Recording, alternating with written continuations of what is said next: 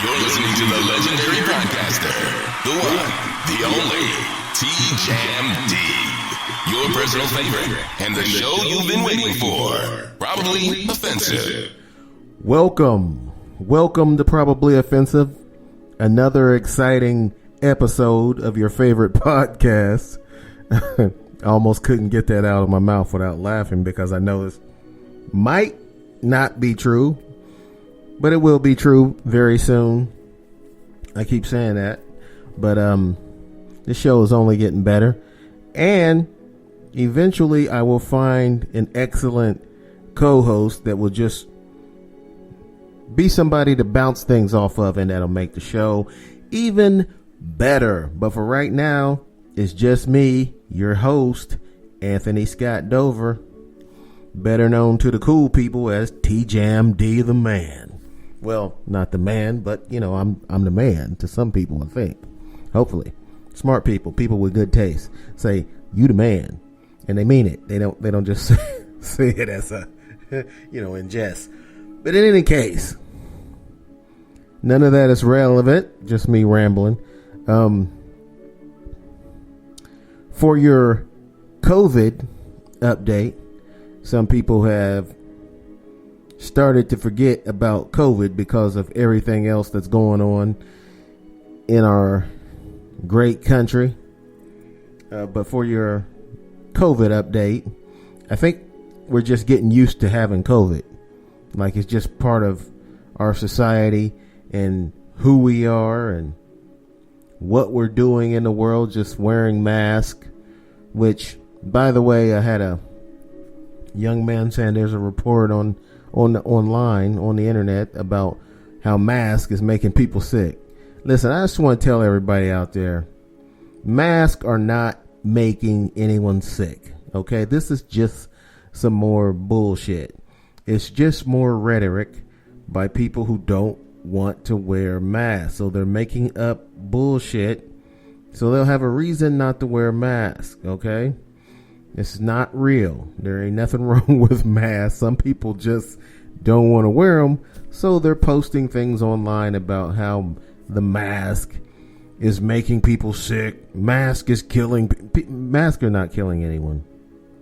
And masks are not even that harmful. The most annoying thing about masks is making sure you have one with you all the time.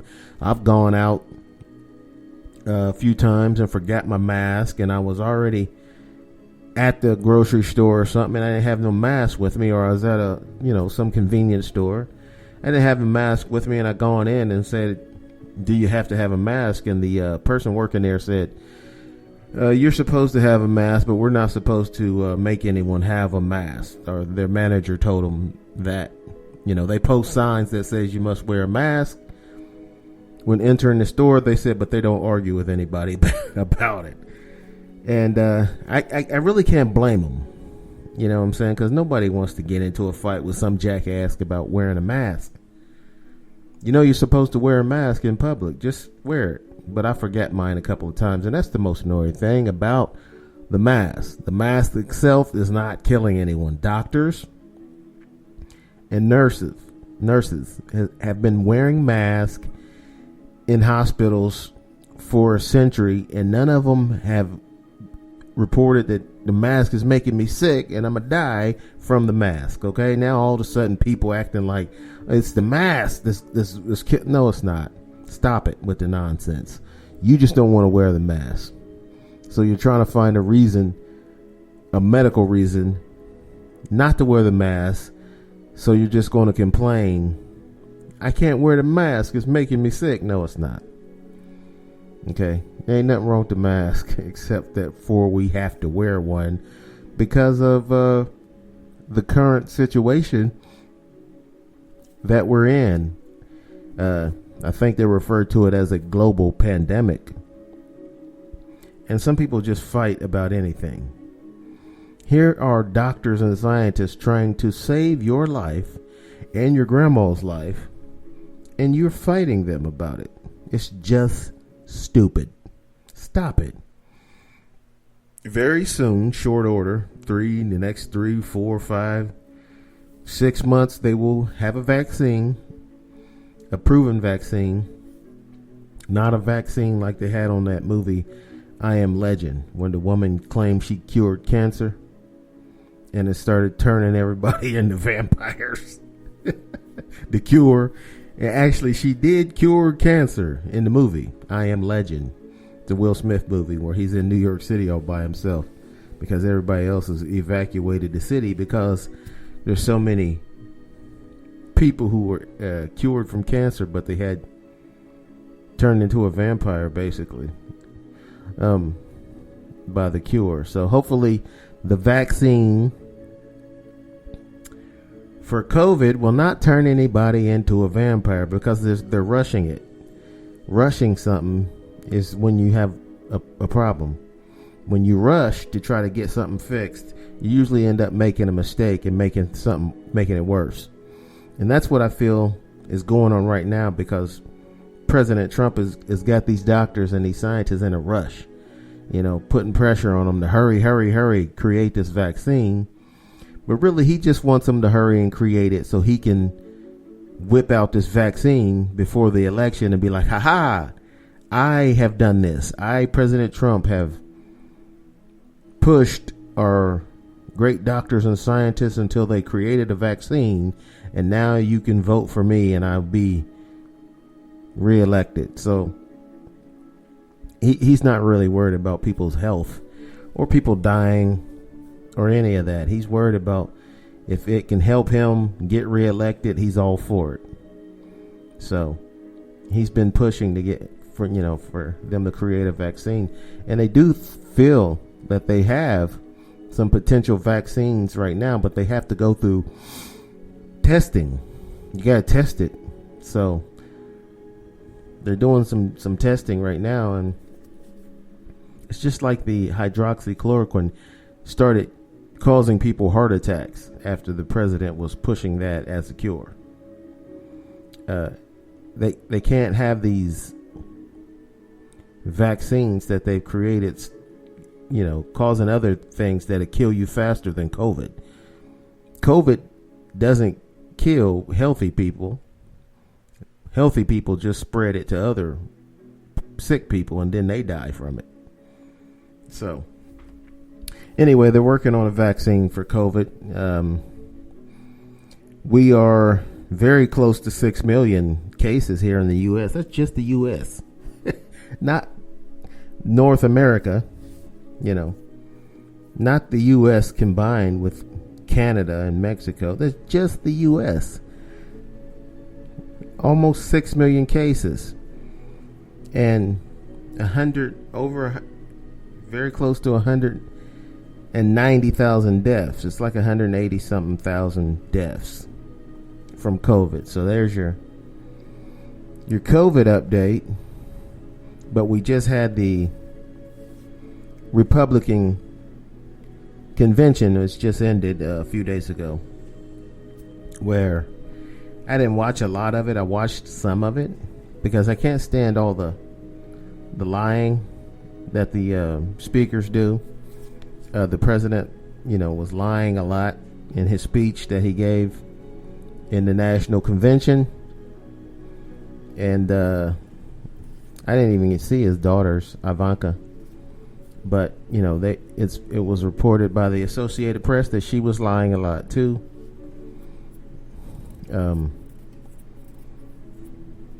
And I did see Don Jr.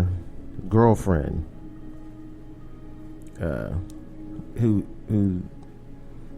whose speech must have been written by Mussolini or somebody, because she was just yelling and screaming and saying things that were completely ridiculous. And I'm thinking, since when does the president's son's girlfriend get to give a speech at the Republican National Convention? I mean, this president does a lot of stuff that other presidents have never done, including breaking the law.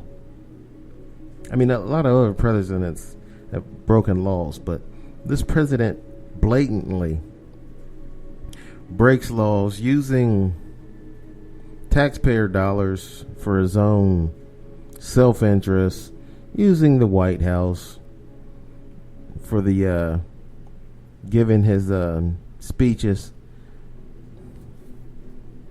And it's like his own, personal. He doesn't care, is what it is. He doesn't care. He feels that, hey, I can do this. I'm the president. Mike Pompeo giving a speech for the president. I seen a lot of Pompeo's speech, but it was boring. And even though a lot of people were saying he's not supposed to do this, he's on government time, flown over to the Middle East on a government dollar. He's not supposed to be out there giving a speech for president's re-election. But that's a petty crime, if that's a crime. Yes, this president could care less about laws, but then again, he is president, and you cannot indict a sitting president. I think that is also a law, so he can, he's not going to go to jail, especially while he's president. They're not going to kick him out of office, especially when there's only a couple of months to go to the re-election. And the Republican senators are the ones who would have to vote, kick him out of office. And as we've seen during the impeachment trial, that they're not going to do that. There was only one senator with enough courage to even vote against President Trump, and that was Mitt Romney. So I guess this president just feels that he can do whatever he wants, and he's almost right, because no one's doing anything, no one's checking the guy. So we're going to see what happens, but right now it's more about what's going on with the protests than it is with COVID. We're having a lot of issues with the protest, and now we have the anti-protesters, the Trump supporters, showing up at protests causing trouble. And of course, President Trump is not discouraging that at all. So now we got a whole other thing to deal with besides racial injustice. Another unarmed black man being shot in Kenosha, Wisconsin. And 2 protesters shot by a Trump supporter.